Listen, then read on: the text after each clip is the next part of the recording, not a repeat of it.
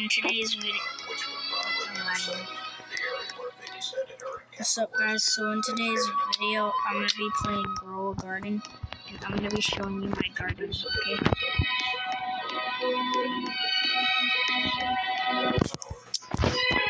So basically, this is my garden. I have some bamboo sticks. I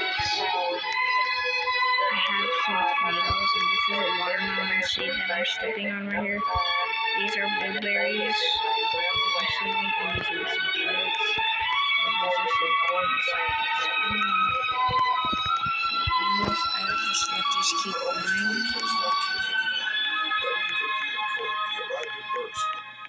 Expecting to receive medical help, they brought overnight bags.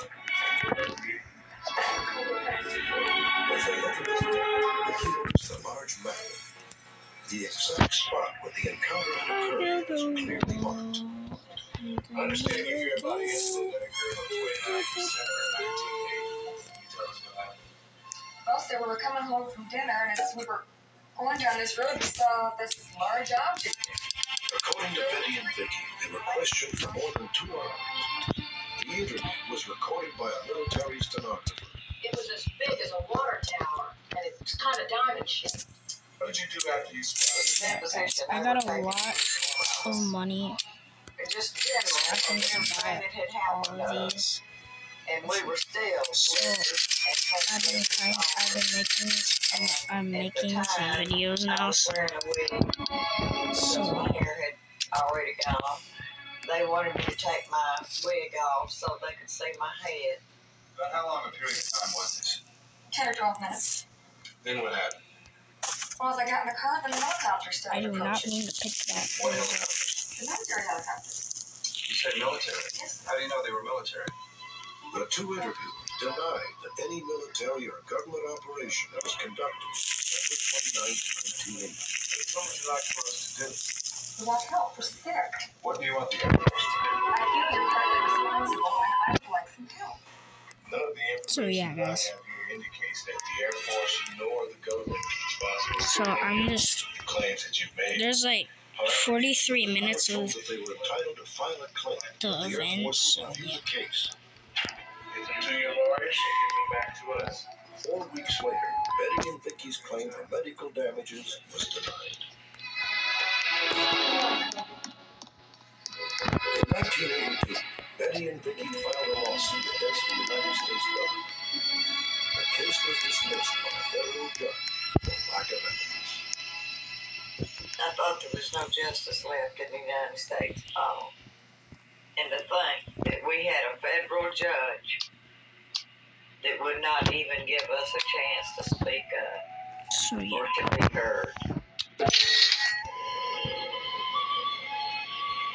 What did Betty catch? Vicky Lambert and Colby could see the Texas sky on that winter night over 10 years. Okay, so One is an experimental. honestly, at this point, I'm just waiting for my. The other, it was I need a beanstalk. I don't believe in the little green man. And it had to be an object. It could have been a spacecraft that the Or government was pepper seed. carrying, but our government was carrying it. Today, Betty Cash, Vicky Lambert, and Colby Lambert continue to battle witnesses which they believe presented massive radiation exposure. Betty's been diagnosed with several types of cancer. She, Vicky, and Colby all have across the United States. This is now having difficulty fighting off infections. The child especially make decisions about having children, his life.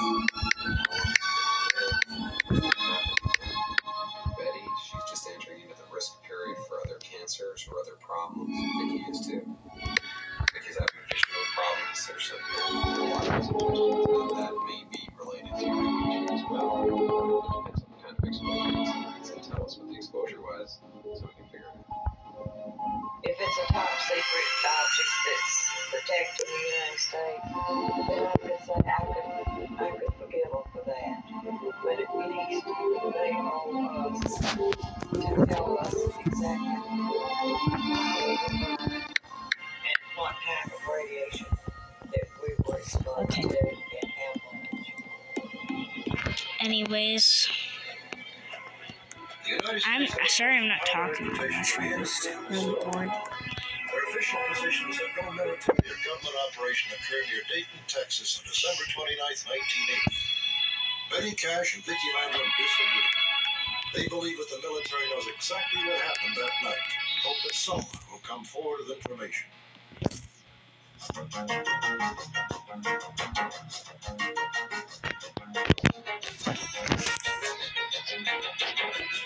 Yeah, I think these are done growing, basically. When we return, legend of Wild West outlaws Butch Cassidy and the Sundance Kid. Did they really die in a shootout in South America?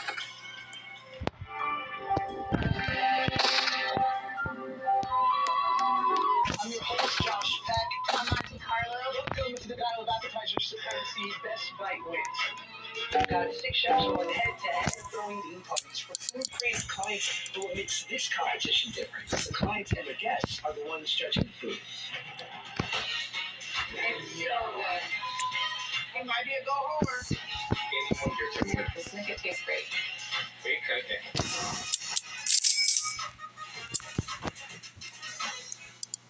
I've been the underdog my whole life. People are calling me an activist. I was trying to do something that was going to change everything. Go. Someone like Renee had ownership and had employees to leave. So, guys, She felt like she could be more effective off the court than on the court. You really are building for the next where's my generation. pumpkin A black seeds? woman to be a part of a sports ownership group. It is radical.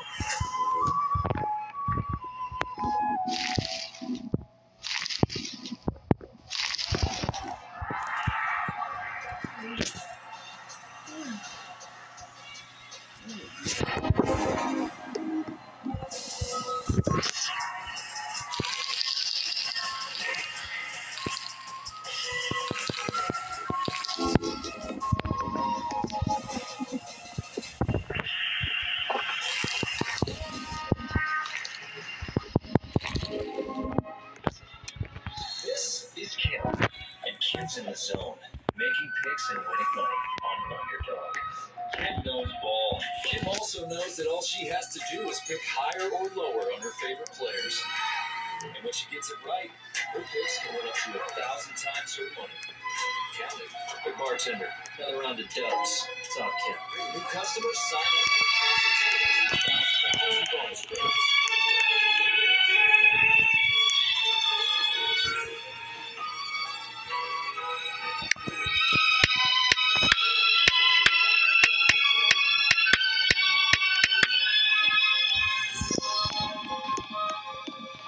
Meet Robert Roy Parker. I beat underneath it for everyone. In the late 1800s, these two men Oh, I beat it underneath. outlaw legends as Butch Cassidy, Sundance Kid.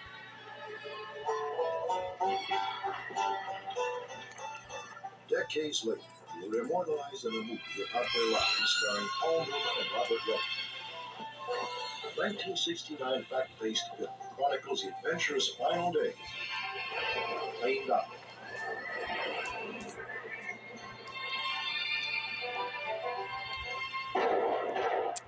The movie, like history, has Butch and Sundance meeting their demise in a fiery gun battle in South America. But some experts believe that Hollywood and history may be wrong.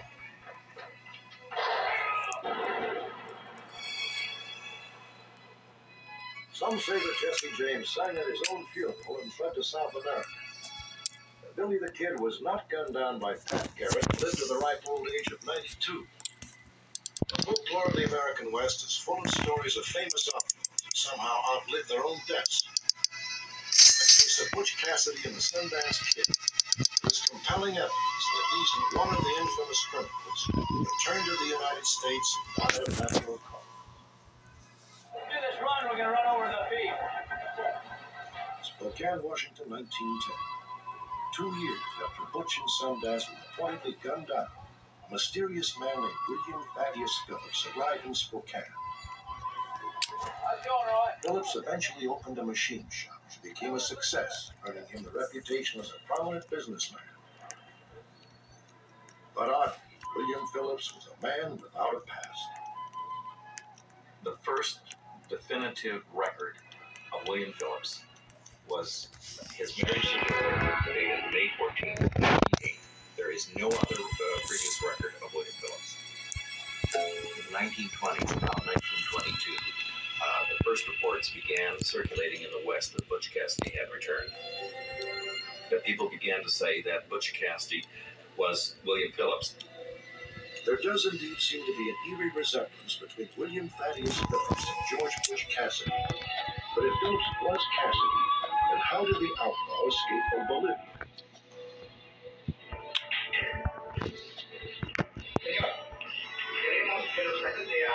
According to some historians, the story of Butch and Sundance' demise in Bolivia has been attributed to one man, Percy Seaver.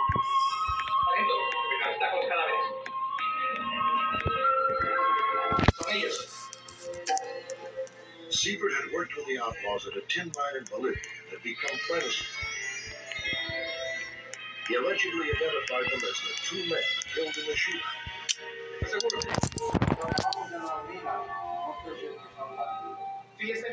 I believe that Percy told the story of Butch Cassidy and the Sundance Kid's death in Bolivia to pay back what he felt was a debt of loyalty and friendship, to allow these outlaws to begin a life under amnesty without a past, to bury the legend of Butch Cassidy and the Sundance Kid forever. Larry Pointer was convinced that Butch Cassidy assumed the identity of William Phillips, and that as Phillips he even returned to the mountains of Wyoming, the same territory that Butch Cassidy and his outlaw gang had once roamed. We know the man who went with Phillips to Wyoming in 1933. This man died recently, but we have interviewed him.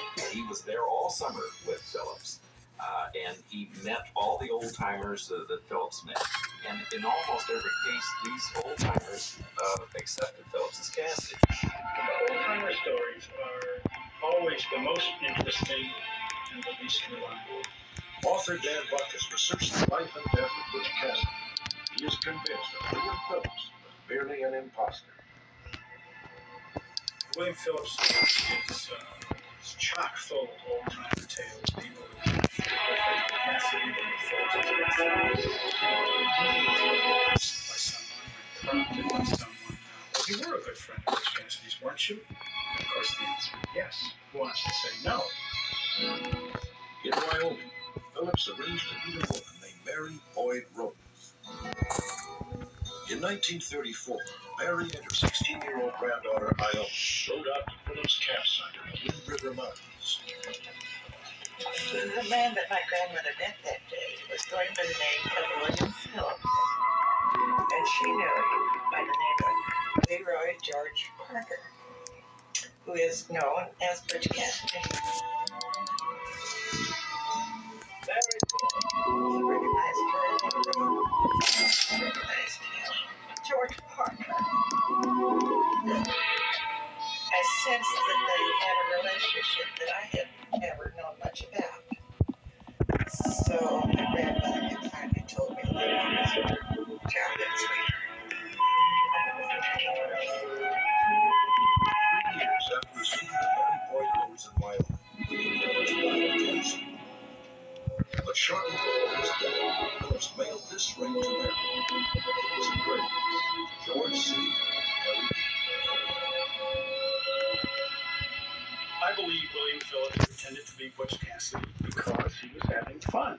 He traveled out to the West. He met some people. He probably got some free beers. He certainly got a lot of adventures out of it. Definitely looked like Butch Cassidy.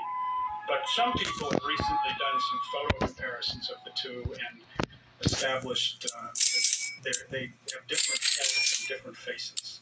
Cassidy basically had small features on his face, had a lantern jaw.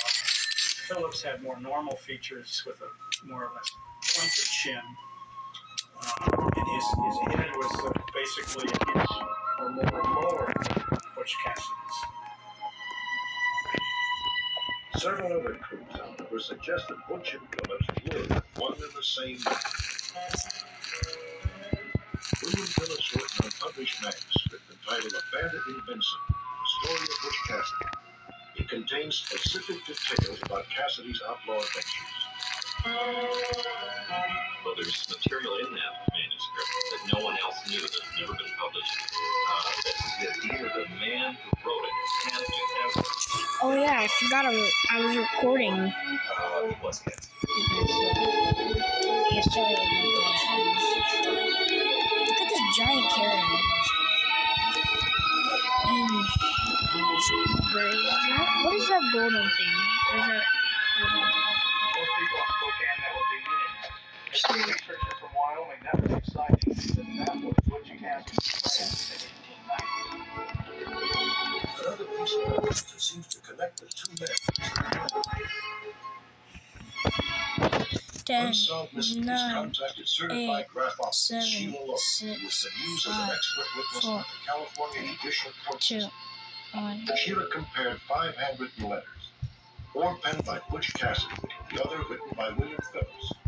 She concluded all 5 letters were written by the same man. I found that some of the letter forms were identical, and especially when I laid one transparency over the other, it was as if they were written at the same moment. They were so similar. Look at my giant strawberry. That, without doubt, the man known to Wyoming residents in the 1890s as George Butch Cassidy was William T. Phillips, who died in Spokane in 1937. Was William Phillips indeed Butch Cassidy?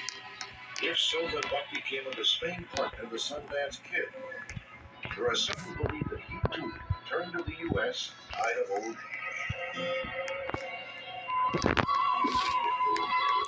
There is perhaps little chance this mystery will ever be solved. But one thing is certain. Butch Cassidy and the Sundance Kid were legends.